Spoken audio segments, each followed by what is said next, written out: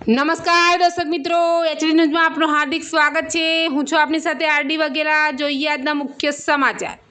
અંકલેશ્વર શહેરના પંચાયતી બજારમાં આવેલ ઘટાદાર વડના ઝાડનું સ્થાનિક રહીશોની રજૂઆતને પગલે નગરપાલિકા દ્વારા ડિમિંગ કરવામાં આવતા સ્થાનિકોએ રાહત અનુભવી હતી। અંકલેશ્વરની પંચાયતી બજારમાં વર્ષો જૂનું વિશાળ વડનું ઝાડ આવેલું છે। આ ઘટાદાર વડના ઝાડની ડાળીઓ જોખમી લાગતા સ્થાનિક રહીશોએ નગરપાલિકામાં ડિમિંગ અંગે રજૂઆત કરી હતી। સ્થાનિકોની રજૂઆતને ધ્યાનમાં રાખીને નગરપાલિકાના કારોબારી અધ્યક્ષ રાહુલ વામજા પાલિકાની ટીમ સાથે પહોંચી ગયા હતા અને વડના ઝાડની ડાળીઓ અંગે વડવાઈનું ડિમિંગ કરવામાં આવ્યું હતું। ડાળીઓ ડિમિંગ થતાં સ્થાનિકોએ રાહત અનુભવી હતી।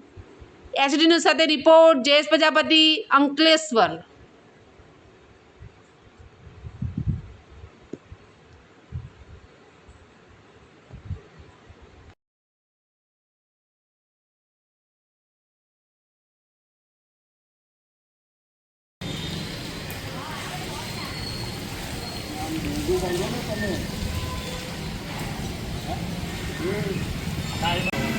मिस कर लिया ने यार, जो नंबर તમે બી શું યાર, આપણે કોઈને નુકસાન માટે પોલીસ કોઈ કામ કરીએ રાખશે ડિમોલિશન કરવાનો હોય ત્યારે તમે બધું કરો, એનો અમને વાંધો નથી।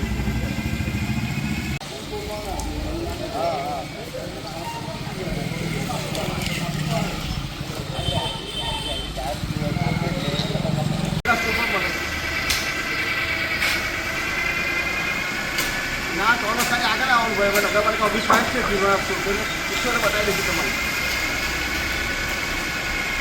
દાદા દિલવાલા સ્કૂલ આ કાચ છે।